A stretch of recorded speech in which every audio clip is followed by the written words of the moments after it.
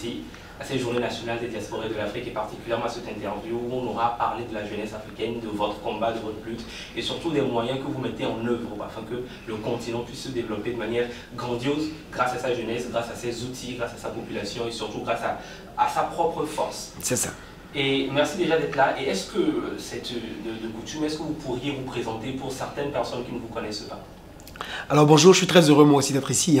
Et je tiens encore à remercier une fois de plus Pierre de Gaëtan Jikam, qui est un ami très cher et qui m'a gentiment demandé de venir intervenir lors des JNDA 2023. Et je tiens donc à le remercier et à le féliciter. À vous féliciter tous d'ailleurs, toute l'équipe jeune, dynamique, n'est-ce pas, qui a accompagné ce projet-là.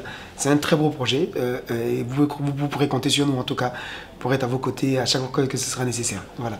Alors maintenant on peut reprendre la question et partir à partir de là. D'accord, merci. Et sachez quand même que si on continue, surtout nous en tant que jeunes, c'est aussi parce qu'on a des modèles comme vous. C'est très gentil. Et c'est vraiment ça qui nous pousse à faire un maximum. C'est très gentil. Alors on va parler particulièrement de jeunesse. Alors aujourd'hui, la jeunesse africaine est cette jeunesse-là qui se bat. On le voit par l'entrepreneuriat, par le fait qu'elle essaie de prôner également cet aspect intellectuel qui pendant longtemps a été caché.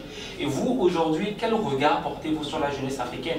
Est-ce que c'est une jeunesse, à votre avis, qui, on va dire, a de l'espoir? Est-ce que c'est une jeunesse qui se bat suffisamment? Quel regard, très simplement, vous portez sur la jeunesse africaine qui est...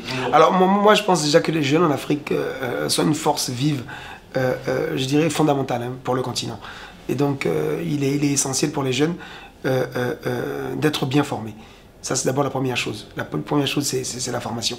Je pense qu'il est essentiel que tous les cursus scolaires, ou en tout cas les cursus de formation, soient au top niveau, parce que le jeune africain aujourd'hui est en compétition avec tous les autres jeunes du monde, qu'ils soient français, japonais, chinois, américains. Et donc, il n'est plus seul au monde à se battre contre lui-même, il se bat contre le monde entier. Et donc, il est important qu'il ait le niveau. Donc, la formation, c'est un point important. Une fois qu'on a dit ça, il est essentiel pour les jeunes de savoir qui ils sont, d'apprendre à se connaître, d'apprendre à s'aimer. Pour moi, c'est un thème sur lequel je reviens souvent, parce qu'il y a beaucoup de jeunes aujourd'hui qui sont un peu égarés, on va dire, du point de vue de tout ce qu'ils reçoivent comme information, comme message du monde, à travers les médias, à travers les réseaux sociaux. Et donc, ils perdent un peu pied. Et donc, il est important, à l'instar des plus grands pays, qui soient le Japon, les États-Unis, la Chine, enfin, chacun de ces pays a une culture très forte. Et chaque Américain, chaque Chinois, chaque Japonais se reconnaît d'abord en tant que Japonais. Et ça, c'est essentiel. Donc, pour chaque Africain, il est essentiel d'abord de se reconnaître en tant qu'Africain, en tant qu'Ivoirien, en tant que Béninois, en tant que Togolais, en tant que Burkinabé. Donc, de savoir qui il est. Quels sont les éléments essentiels de sa culture? Quelles sont les valeurs qu'il porte quelles sont les valeurs que porte sa communauté et qu'est-ce que lui, il doit effectivement représenter en termes je dirais, de représentation de ces valeurs-là. Ça, c'est le point essentiel pour moi. Et au-delà de la formation, il faut que les jeunes acquièrent, se forment, en tout cas soient formés, soient encadrés, ou en tout cas par eux-mêmes. Parce qu'aujourd'hui, la formation n'est plus forcément livresque ou dans les amphithéâtres, à travers donc les réseaux sociaux, enfin à travers Internet notamment, on peut accéder à beaucoup de supports de formation. Il est important qu'ils comprennent qui ils sont et qu'ils puissent effectivement fondamentalement s'autodéfinir. Ça pour moi c'est le deuxième sujet le plus important. Une fois qu'on a dit ça, eh bien, il est important qu'ils croient en eux et qu'ils se lancent. Je pense que la jeunesse africaine est très positive de façon générale. On le voit parce que même les conditions sont difficiles, mais ils sont toujours je dirais, en mouvement, en train de créer, en train de se donner des opportunités. Donc il est important que cette jeunesse-là, une fois qu'elle aura donc la formation adéquate, une fois qu'elle aura confiance en elle, qu'elle saura qui elle est, il est important qu'elle puisse effectivement à un moment donné se lancer. Alors merci, on vous voit parler avec énormément de hargne par rapport à la jeunesse, on voit que vous avez un regard, une posture assez positive au profit de la jeunesse. Est-ce que pour vous, il y a certains moyens dont les États pourraient se saisir, certains outils particulièrement dont les États pourraient se saisir, afin de valoriser la jeunesse africaine? Parce qu'aujourd'hui, soyons clairs, la jeunesse peut-être elle se dit que elle n'a pas véritablement son rôle à jouer, parce que peut-être que tout ce qu'elle fait est éteint d'une certaine manière par certains politiques. Non, en fait c'est un travail d'équipe. C'est un travail d'équipe. C'est-à-dire que c'est pas, il ne revient pas à l'État exclusivement de s'occuper de la jeunesse. L'État doit s'assurer, doit mettre en place toute l'infrastructure qui permet effectivement de former, d'accompagner les jeunes. Ça, c'est vraiment un sujet important. Et les États ont une obligation de ce point de vue-là. Il est essentiel que des politiques publiques soient mises en place de façon plus forte pour aider les jeunes à se former et à se développer. Une fois qu'on a dit ça, moi je reviens toujours sur le jeune lui-même. Il est important que chaque jeune s'autodéfinisse. et s'auto-oriente en fait en réalité par rapport à ce qu'il veut pour lui-même, par rapport à ses passions.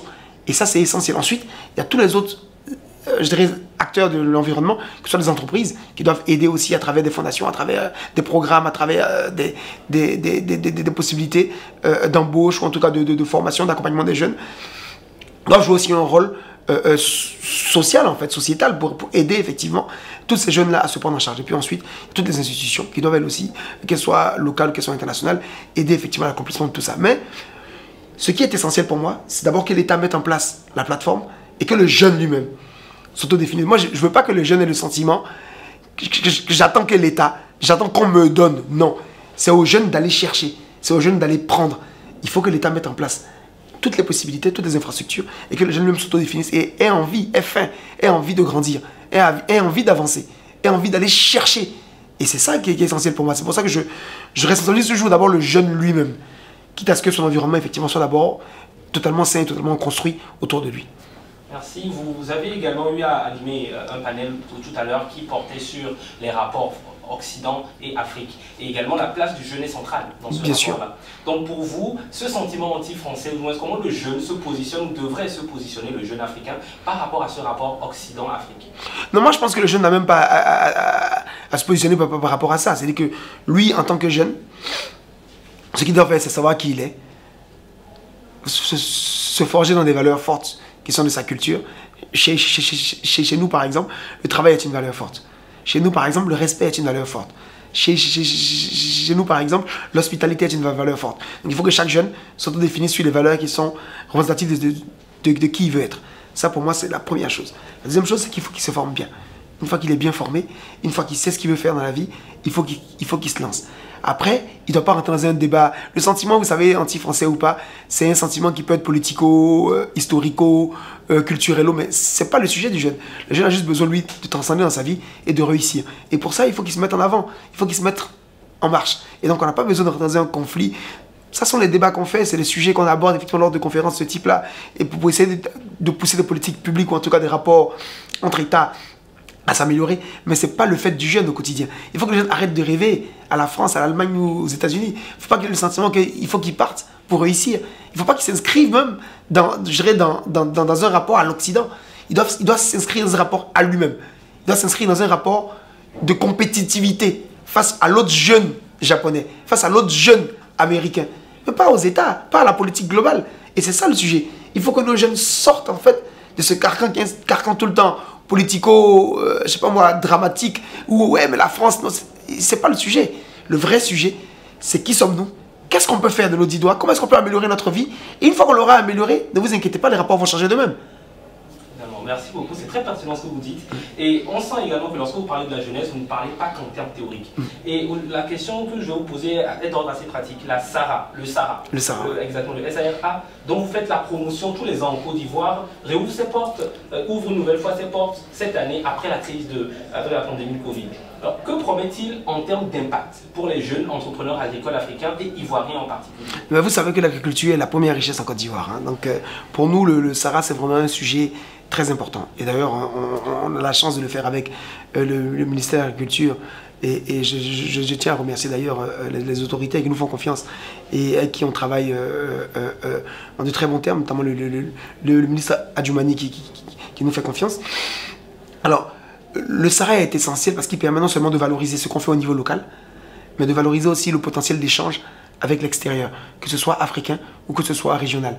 Donc c'est aussi un salon qui touche aussi à tout ce qui est animal et ressources halieutiques. Donc c'est un salon qui permet effectivement de mettre en avant l'ensemble de nos richesses au niveau local. C'est un salon qui permet à des professionnels de se rencontrer pour échanger effectivement, je dirais en termes purement économico ou même techniques, et même des fois au niveau commercial, parce que le salon est un grand marché où des différents partenaires viennent se rencontrer, viennent nouer effectivement des contrats. On a vu par exemple de petites localités dans le nord de la Côte d'Ivoire qui ont réussi à signer des contrats très important avec des entreprises européennes ou des entreprises africaines parce qu'elles ont pu effectivement à un moment donné commercialiser les produits qu'elles ont présentés au Sahara. Donc c'est aussi une plateforme d'échange économique, une plateforme d'échange commercial, une plateforme d'échange technique, donc de compétences, de possibilités pour chacun. Et c'est surtout aussi une plateforme de découverte. C'est-à-dire que le Sahara est vraiment une plateforme où les familles sont l'un de nos plus grands, je dirais, l'une de nos plus grands fans parce que elles se déplacent et viennent avec les enfants, avec la famille, donc voir les produits de la terre, voir les animaux, et ainsi de suite. Et c'est un grand moment de partage, d'échange, que ce soit un partage donc aussi bien économico-business que partage même familial ou social. Merci beaucoup. De par votre propos, on voit que vous montrez à la jeunesse qu'il y a vraiment un enrichissement à faire en Afrique, à avoir en Afrique. Alors, quels conseils pourriez-vous donner à cette jeunesse qui parfois est complexée? Parce que c'est ça aujourd'hui, on voit plein de choses et la jeunesse africaine pourrait être complexée. Quels conseils vous pourriez donner à ce jeune-là qui voit ailleurs et où le ailleurs lui dit que lui n'est rien? Non, mais c'est pour ça que je reviens toujours sur l'amour.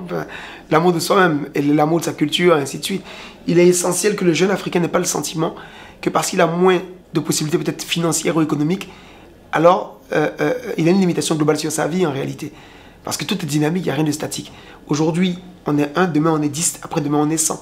Et donc le vrai sujet, c'est bien de savoir qui on est, de bien se former pour être prêt à affronter le monde. Et je le dirai toujours, hein, et pas assez. C'est pour ça que j'insiste en disant, jeune, apprends à te connaître. Jeune, forme-toi. Jeune, attaque le monde. J'ai pas dit attaque ton pays. J'ai pas dit attaque le monde. Ta compétence doit être globale. Ta capacité effectivement de transcender doit être globale. Tu dois être en compétition avec n'importe qui dans le monde. Et c'est ça le vrai sujet. Et donc pour moi, les jeunes doivent fondamentalement, une fois qu'on se connaît, on n'a plus de, je sais pas, de peur, de limite, de stress lié à se sentir inférieur ou pas. Non, on s'assume totalement. Il faut avoir confiance. Et la confiance, elle vient du fait qu'on se connaisse bien. Elle vient du fait qu'on apprécie qui on est. Elle vient du fait qu'on apprécie sa culture, qu'on apprécie sa communauté. Et c'est pour ça qu'il est essentiel pour chaque Africain qu'il y ait ce retour sur soi-même d'abord, avant toute chose, avant de se lancer sur autre chose. Voilà. Merci beaucoup. Alors, vous avez pratiquement déjà répondu à la dernière question. La dernière question, c'est quel mot est-ce que vous avez peut-être à cette jeunesse africaine-là, qu'elle soit de la diaspora, qu'elle soit en Afrique, quel mot est-ce que vous avez pour cette jeunesse pour qu'elle puisse se développer, comme vous le dites, pour qu'elle puisse s'assumer encore plus? Alors, c'est un mot qui regorge plein d'autres. C'est le mot valeur. Je veux vraiment que les jeunes Africains croient en eux. Je veux que les jeunes Africains soient résilients. Je veux que les jeunes Africains soient positifs. Je veux que les jeunes Africains travaillent. Je veux qu'ils soient solidaires. Je veux qu'ils soient passionnés. Je pourrais vous en citer 150 hein, de verbes positifs comme ça qui sont des valeurs fortes. Mais mon mot-clé pour eux, c'est les valeurs. Il faut se forger dans des valeurs fortes. C'est ça qui fait la différence. C'est pour ça que même si dans une fac, dans une université, on a 200 étudiants en finance, il y a 200 carrières différentes. Parce qu'ils ont tous le même diplôme, mais leur personnalité, leur profil fera la différence demain dans le monde du travail. Et c'est pour ça que fondamentalement, les valeurs sont un élément clé dans la réussite de chacun.